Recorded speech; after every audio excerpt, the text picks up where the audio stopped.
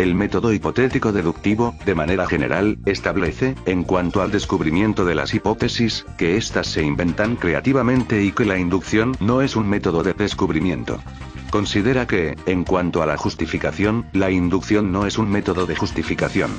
No acepta la justificación inductiva probabilística y las hipótesis se refutan deductivamente. Solamente, según este método, hay corroboración provisoria si la refutación falla. Antes de continuar, aclaremos que, desde un punto de vista clínico, este método es utilizado por el médico, como resolvedor de problemas, pues este permite al médico resolver problemas con el mínimo de tiempo, el menor costo, mayor beneficio y mínimo de disturbios a los pacientes. El clínico inmediatamente después de recibir cualquier información, sea desde un residente o una enfermera, que son elementos teóricos que anteceden y determinan observaciones diversas, desarrolla, deduce, múltiples hipótesis dentro de su cabeza. Su número aumenta de acuerdo a su experiencia. Estas hipótesis tratan acerca de lo que el clínico piensa de la naturaleza de las enfermedades que el paciente puede tener. Problema. Para el método hipotético deductivo, el origen de toda investigación científica está dada por un problema, una situación que desborda todo el conocimiento científico disponible hasta ese entonces. El problema se refleja a través de alguna pregunta de la realidad que necesita una explicación. Esta la puede hacer un individuo o una comunidad científica. A modo de ejemplo, podemos preguntarnos, ¿cuál es el efecto de antibióticos con estrógenos en la prevención de enfermedades cardiovasculares en la mujer? ¿Existe alguna relación entre la existencia de una red social o familia próxima y la concurrencia de las embarazadas adolescentes para realizar controles médicos? El saber acerca de ello puede ayudar a mejorar la salud de una comunidad en particular. Marco teórico. Es el conjunto de componentes de una o más teorías que están presentes en la investigación. A veces es una sola teoría la que está en juego. Por ejemplo, cuando se encaran investigaciones en el marco de estructuras del psiquismo infantil, el problema podría ser abuso infantil y psiquismo infantil. Nos estamos refiriendo necesariamente a la teoría psicoanalítica y todo lo que hasta ahora ha considerado. Pero a veces el marco teórico está constituido por un conjunto de hipótesis, las cuales a su vez, provienen de distintas teorías.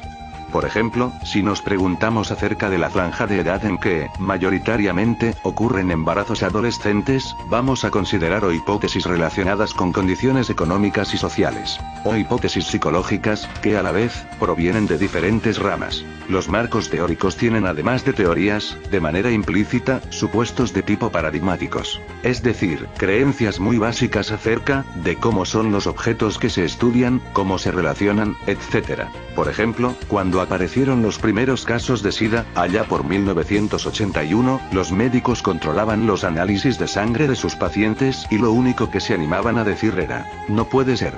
No podía ser que aquellos pacientes carecieran de las células T de su sistema inmunológico, no hubieran podido llegar con vida a la edad que tenían. Era una situación no contemplada por las teorías científicas disponibles hasta ese momento. Esa situación problemática generaba un interrogante. ¿Qué es lo que hace que esos pacientes carezcan de su sistema inmunológico?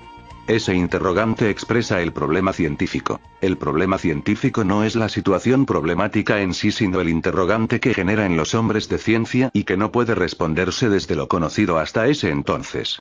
Ese interrogante requiere una respuesta. Hipótesis. Una vez formulado el problema se intentará buscar una solución. Esta solución estará dada por una hipótesis o una conjetura, llamada hipótesis inicial, que anticipa la respuesta al problema, es decir, que provea una explicación al interrogante. Estas respuestas son tentativas y se dan a través de la formulación de hipótesis. Estas respuestas surgen de la misma creatividad del científico, como ya hemos dicho, y que luego, deberá ser evaluada críticamente. Las hipótesis son enunciados que se toman como verdaderos, provisionalmente, y que deberán ser confrontados con la realidad a través de sus consecuencias. Procedimientos deductivos. La estructura deductiva se origina cuando, a partir de una hipótesis inicial, se extraen hipótesis auxiliares y consecuencias observacionales. El razonamiento que permite deducirlas es deductivo, es decir, se está garantizando la verdad de las premisas. En primer lugar, para poner a prueba una hipótesis hace falta extraer consecuencias de ella, para que, luego, sean contrastables. El método hipotético deductivo es el procedimiento o camino que sigue el investigador para hacer de su actividad una práctica científica. El método hipotético deductivo tiene varios pasos esenciales. Observación del fenómeno a estudiar, creación de una hipótesis para explicar dicho fenómeno, deducción de consecuencias o proposiciones más elementales que la propia hipótesis, y verificación o comprobación de la verdad de los enunciados deducidos comparándolos con la experiencia.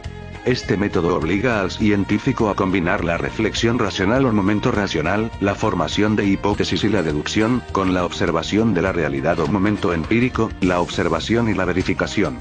Tradicionalmente, a partir de las ideas de Francis Bacon, se consideró que la ciencia partía de la observación de hechos y que de esa observación repetida de fenómenos comparables, se extraían por inducción las leyes generales que gobiernan esos fenómenos. En él se plantea una hipótesis que se puede analizar deductiva o inductivamente. Posteriormente Karl Popper, 1902-1994, rechaza la posibilidad de elaborar leyes generales a partir de la inducción y sostuvo que en realidad esas leyes generales son hipótesis que formula el científico, y que se utiliza el método inductivo de interpolación para, a partir de esas hipótesis de carácter general, elaborar predicciones de fenómenos individuales. En esta concepción del método científico es central la falsabilidad de las teorías científicas, esto es, la posibilidad de ser refutadas por la experimentación. En el método hipotético deductivo, las teorías científicas nunca pueden considerarse verdaderas, sino a lo sumo no refutadas. Es un método científico más completo que el anterior, fue propuesto por Karl Popper. Parte de la idea de que la ciencia busca dar explicaciones de los hechos y para eso construye teorías. Una teoría es un conjunto de proposiciones que explican un sector de la realidad, por ejemplo, teoría de la evolución, teoría ondulatoria de la luz. Las proposiciones de las teorías se componen de términos, los términos a su vez se clasifican en términos lógicos y no lógicos. Los términos lógicos son cuantificadores, variables, conectivas, los términos no lógicos son empíricos, nombran cosas observables, y teóricos, nombran cosas no observables, como por ejemplo átomo, electrón. Una parte importante de las teorías son las leyes. Las leyes son proposiciones generales que enuncian ciertas regularidades en los objetos estudiados y que permiten predecir el comportamiento futuro de objetos similares. Las proposiciones de una teoría se ordenan de forma deductiva desde las más abstractas y generales hasta los enunciados singulares de observación que relacionan la teoría con los hechos. Según lo dicho anteriormente, el conocimiento científico es un conjunto de teorías que explican los hechos. Lo importante de las teorías es que pueden existir varias para explicar un mismo hecho. Por ejemplo, la teoría geocéntrica explicaba que el centro del universo era la Tierra, hasta que se conocen abundantes hechos que la contradicen y muestran su falsedad.